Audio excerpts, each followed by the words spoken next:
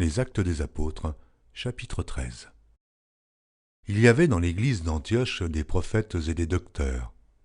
Barnabas, Siméon, appelé Niger, Lucius de Cyrène, Manaën, qui avait été élevé avec Hérode le tétrarque, et Saul. Pendant qu'ils servaient le Seigneur dans leur ministère et qu'ils jeûnaient, le Saint-Esprit dit : « Mettez-moi à part Barnabas et Saul, pour l'œuvre à laquelle je les ai appelés. » Après avoir jeûné et prié, ils leur imposèrent les mains et les laissèrent partir. Barnabas et Saul, envoyés par le Saint-Esprit, descendirent à Séleucie, et de là, ils s'embarquèrent pour l'île de Chypre. Arrivés à Salamine, ils annoncèrent la parole de Dieu dans les synagogues des Juifs. Ils avaient Jean pour aide. Ayant ensuite traversé toute l'île jusqu'à Paphos, ils trouvèrent un certain magicien, faux prophète juif, nommé Bar-Jésus, qui était avec le proconsul Sergius Paulus, homme intelligent. Ce dernier fit appeler Barnabas et Saul et manifesta le désir d'entendre la parole de Dieu. Mais Élymas, le magicien, car c'est ce que signifie son nom, leur faisait opposition, cherchant à détourner de la foi le proconsul. Alors Saul, appelé aussi Paul, rempli du Saint-Esprit, fixa les regards sur lui et dit : « Homme plein de toute espèce de ruse et de fraude, fils du diable, ennemi de toute justice, ne cesseras-tu point de pervertir les voies droites du Seigneur ? Maintenant voici, la main du Seigneur est sur toi, tu seras aveugle, et pour un temps tu ne verras pas le soleil. » Aussitôt, l'obscurité et les ténèbres tombèrent sur lui, et il cherchait en tâtonnant des personnes pour le guider. Alors le proconsul, voyant ce qui était arrivé, crut, étant frappé de la doctrine du Seigneur. Paul et ses compagnons, s'étant embarqués à Paphos, se rendirent à Perge, en Pamphylie. Jean se sépara d'eux et retourna à Jérusalem. De Perge, ils poursuivirent leur route et arrivèrent à Antioche, de Pisidie. Étant entrés dans la synagogue, le jour du Shabbat, ils s'assirent. Après la lecture de la loi et des prophètes, les chefs de la synagogue leur envoyèrent dire : « Hommes, frères, si vous avez quelque exhortation à adresser au peuple, parlez. » Paul se leva et, ayant fait signe de la main, il dit : « Hommes israélites, et vous qui craignez Dieu, écoutez. Le Dieu de ce peuple d'Israël a choisi nos pères. Il mit ce peuple en honneur pendant son séjour au pays d'Égypte, et il l'en fit sortir par son bras puissant. Il les nourrit près de 40 ans dans le désert, et, ayant détruit 7 nations au pays de Canaan, il leur en accorda le territoire comme propriété. Après cela, durant 450 ans environ, il leur donna des juges, jusqu'au prophète Samuel. Ils demandèrent alors un roi, et Dieu leur donna pendant 40 ans Saül, fils de Kis, de la tribu de Benjamin. Puis, l'ayant rejeté, il leur suscita pour roi David, auquel il a rendu ce témoignage.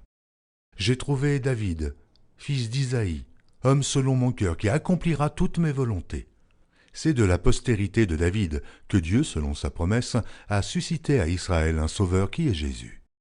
Avant sa venue, Jean avait prêché le baptême de repentance à tout le peuple d'Israël. Et lorsque Jean achevait sa course, il disait : « Je ne suis pas celui que vous pensez, mais voici, après moi, vient celui des pieds duquel je ne suis pas digne de délier les souliers. » Hommes, frères, fils de la race d'Abraham, et vous qui craignez Dieu, c'est à vous que cette parole de salut a été envoyée. Car les habitants de Jérusalem et leurs chefs ont méconnu Jésus, et, en le condamnant, ils ont accompli les paroles des prophètes qui se lisent chaque Shabbat. Quoiqu'ils ne trouvassent en lui rien qui fût digne de mort, ils ont demandé à Pilate de le faire mourir. Et, après qu'ils eurent accompli tout ce qui est écrit de lui, ils le descendirent de la croix et le déposèrent dans un sépulcre. Mais Dieu l'a ressuscité des morts. Il est apparu pendant plusieurs jours à ceux qui étaient montés avec lui de la Galilée à Jérusalem et qui sont maintenant ses témoins auprès du peuple, et nous. Nous vous annonçons cette bonne nouvelle que la promesse faite à nos pères, Dieu l'a accomplie pour nous, leurs enfants, en ressuscitant Jésus selon ce qui est écrit dans le psaume 2. tu es mon fils. Je t'ai engendré aujourd'hui. Qu'il l'ait ressuscité des morts, de telle sorte qu'il ne retournera pas à la corruption.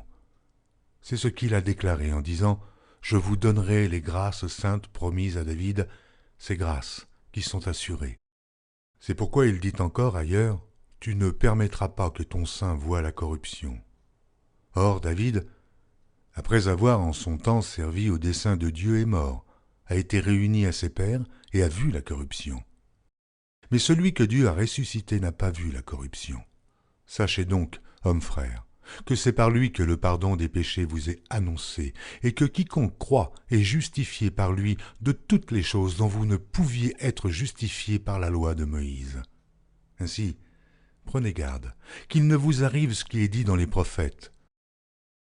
Voyez, contenteurs, soyez étonnés et disparaissez.